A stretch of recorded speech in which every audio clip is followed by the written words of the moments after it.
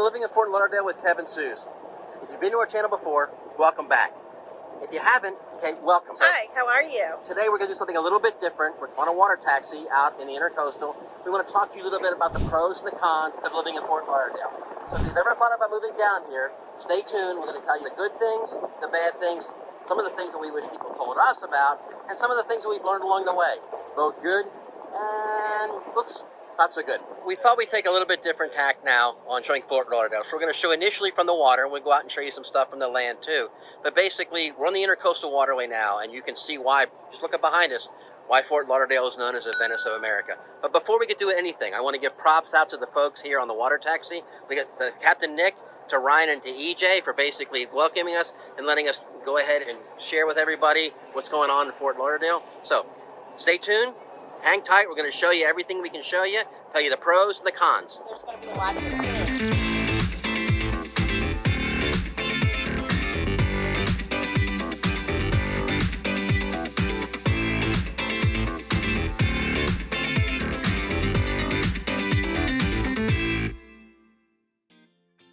We get calls, texts, and emails all the time from people looking to relocate down here to Fort Lauderdale and to South Florida, and we love it. Any questions you guys may have, drop them in the comments below. So a little bit about Fort Lauderdale. Fort Lauderdale is home to about 180,000 folks. Now, during the high season, we can get visitors up to 25 million visitors a year. So as you'll find out, there are some definite pros to being down here, and with 25 million people coming here periodically, there are definitely some cons. A couple of the pros down here is that the weather in Fort Lauderdale is absolutely fantastic. Here we are, September 26th. We're out here, middle of a Sunday afternoon, and it's beautiful. 80 some odd degrees, wind blowing, nice little breeze going and stuff like that. The other thing that's kind of cool about Fort Lauderdale is there are a lot of great places to live. There's a bunch of neighborhoods to choose from. Actually, Fort Lauderdale is actually made up of about 25 or 30 different smaller neighborhoods. We are very confident that in one or more of these neighborhoods, you will find the perfect fit for yourself. And each one has its own little personality. Some of the places like Las Olas, which we're coming up on, it's a big shopping area. Imperial Point has some very, very nice traditional South Florida homes, the one-story homes, the kind of homes that everybody thinks about when they think about South Florida. There's many condos that are available right on the Intercoastal. And for those of you that are only thinking about coming down for a couple of months out of the year, the high season, so a lot of places resort living. As you can see from my background, water sports are definitely a way of life when living in Fort Lauderdale. There's cruising up and down the Intercoastal. Just outside the Intercoastal is the actual Atlantic Ocean. So there's all kinds of activities for the folks that want water sports, jet skis, boats, speedboats, sailboats, anything you could want to do. And also, if you want to go out and do a little snorkeling, a little scuba diving, it's just right off the beach. All kinds of things to do here in Fort Lauderdale. Behind me, water sports, jet skiing, and boating is a huge outdoor activity that can be maintained throughout the year. Guys, we just love once. Look at this. What a way to see Fort Lauderdale via the water. Except maybe a yacht, that would be nicer.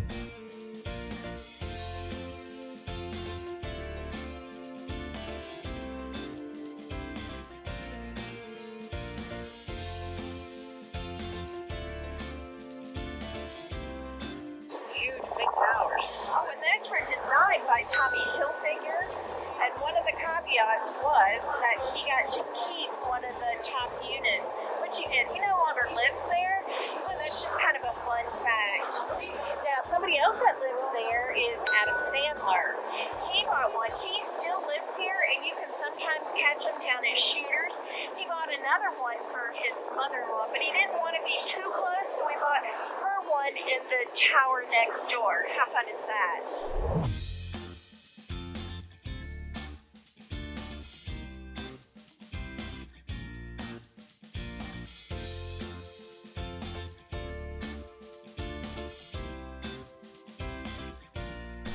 Heading back up the Intercoastal, you can see the diversity of the types of property. You can actually see some of the wildlife that's going on. I'll swing back around here and kind of kick back over here.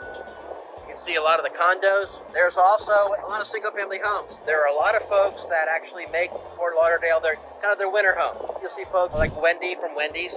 You'll see folks like Jay Leno, Adam Sandler. They come down here in the wintertime. It's just a wonderful place to be down. It's terrific. We love it.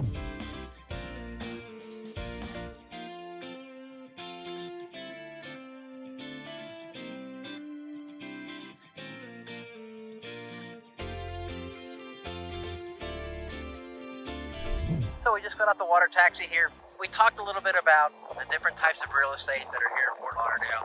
You have single family homes, you have condos, you have townhomes and stuff like that. But down here, kind of on the waterfront on the Intercoastal Waterway, you have something a little bit different. It's a lot of investment properties. So it's anything from folks who buy a condo here to rent it out, to folks that buy a condo here because it's their second home, to folks that actually do a little bit of what they call the VRBO and Airbnb. It's a little bit of everything that you can do.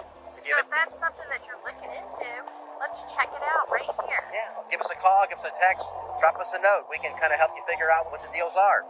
Let's look around here. It's beautiful. Oh, it is. Okay, so actually, one of my faves, Suze, is right behind us. It's this big white building. It's been here for a little while, but they've done an incredible job of keeping it up.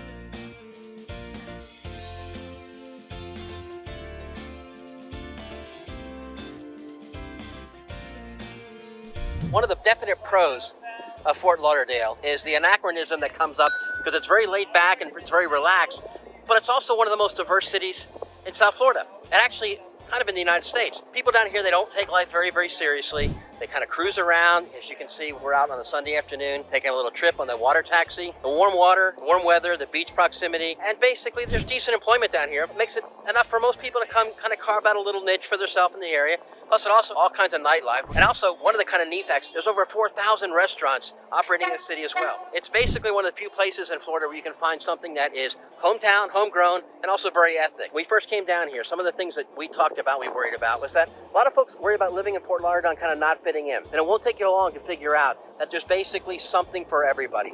This place is home to over 100 different languages. Only 30% of the city is actually from here. Everybody else is from everywhere else. No matter where you're from, no matter what you're looking to do, you'll fit in. So while we've shown you most of the city from the boat, actually it's kind of compact. So driving is kind of really an option. Depending upon where you live, most of what you're going to need is probably close enough for you to walk to or bicycle to. Bicycling is a very, very popular way of getting around down here.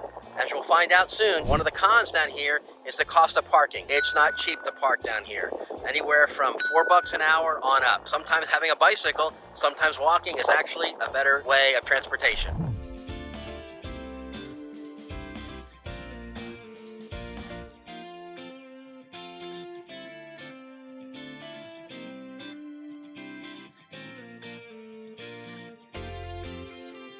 Another pro is basically the city serves as kind of an international travel hub. The Fort Lauderdale Hollywood Airport is an international airport. You can get to it from just about anywhere in the city very, very quickly. The other thing is that while it's certainly not the cheapest place to live in either the United States or in Florida itself, there are some advantages to living down here, especially if it's your primary residence. There's a homestead exemption for most folks. Basically, if it's your primary residence, you get a homestead exemption. If you're a widower or a widow, you get a homestead exemption. And if you're disabled, if you have a disability, you can also get an additional homestead exemption. That can save significantly on your property taxes and your real estate taxes.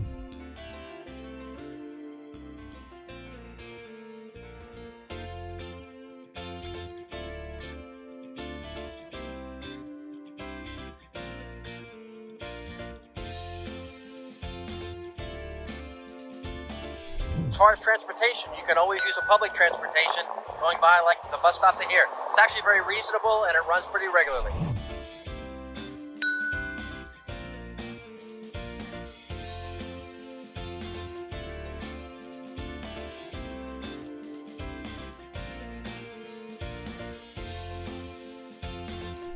So we made it. The number one stop in Fort Lauderdale and the number one reason why 25 million people visit here every year. Fort Lauderdale Beach. Behind me you can see what's going on at the beach. This is actually both a pro and a con. During the high season, it can become very, very busy. Traffic can become very, very difficult, very, very congested. But one of the things we also pointed out as a pro is that in addition to being a major airline hub and a major international travel hub, it's also a major cruise port at the Everglades Port, or the port of Fort Lauderdale.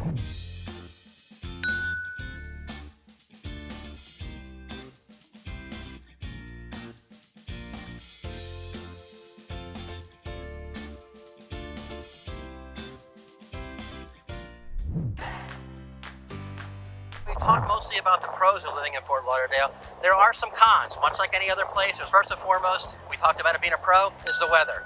It's hurricane season. You will at some point in time in your tenure down here, you will experience either a hurricane warning, a hurricane watch, or possibly even a hurricane itself. And of course, there is the every afternoon shower that runs from anywhere between 1 and 3.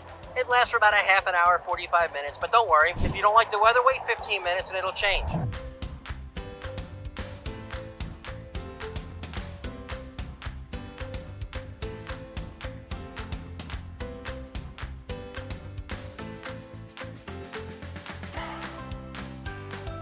One of the other cons is basically its insects. There are a lot of insects down here. Being subtropical in climate and humid, there's a lot of different insects down here. There's mosquitoes, there's all kinds of bugs, there's spiders, and all kinds of stuff. If you're like me, it doesn't really matter to you, with the exception of spiders. I'm not a big fan of those. Then everything is fine. Some of the mosquitoes, however, I will warn you, some of those mosquitoes are so big, I actually think that they probably use a Fort Lauderdale Hollywood International Airport runway to land on.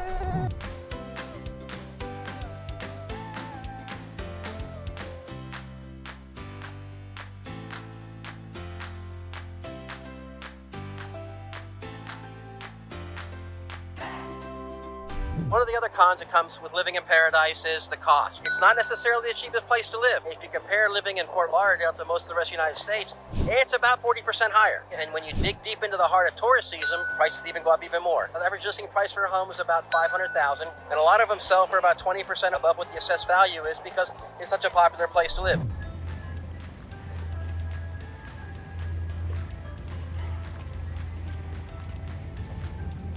This rather large watercraft is trying to make it underneath a drawbridge, and he's finding out the hard way that it's probably not the best idea to do that when the drawbridge is closed. There are two types of bridges. There are fixed bridges, which are the same height, and then there are drawbridges. The drawbridge is open to allow larger watercraft to come in and out of the intercoastal waterway on the way out to the ocean or from the ocean. Also, if you live further inland and you're using one of the rivers, the Stranahan River or the Middle River, to come out to the intercoastal and ultimately out to the ocean, you'll end up probably using one of the drawbridges here, especially if you're having a large watercraft like this or if you're having a tall masted sailboat. As this boat's finding out, it's a little bit too tall to make underneath the bridge, so discretion being the better part of valor, he's decided to turn back around and he's going to go ahead and wait until the drawbridge is open. The drawbridge is typically open twice an hour on the half hour or the quarter hour. While this is a great thing for the ships that are going up and down the intercoastal, this can also add to some traffic congestion and traffic jams, especially during the high season where a lot of folks are trying to get on and off the barrier islands. It's kind of a pro and a con being down here in South Florida. For those of us that are sitting by the water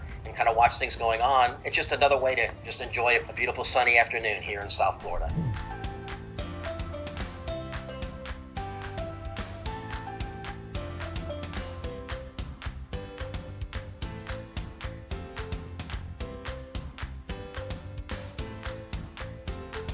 So, kind of in summary, living where 25 million people take your vacation every year can be a wonderful experience. It can also be a bit of a nightmare. Costs are getting a little bit higher during the high season when the folks are here. You get to experience a lot of sunshine here, which means that you also need to be a little proactive with your sunscreen. The cost of living in Fort Lauderdale is about 40% higher than the national average. But speaking of moving to Fort Lauderdale, we would absolutely love to help you with your interest in Fort Lauderdale or anywhere in South Florida you might be thinking about moving to. If you just want to check things out, you can reach us via phone, text, or email at any time. We'll shoot you a response back really quickly. If you like this video and you found some information useful, please feel free to subscribe. Don't forget to check us out on some of our other videos on the top 5 reasons to move to Fort Lauderdale. Thanks, and take care until next time.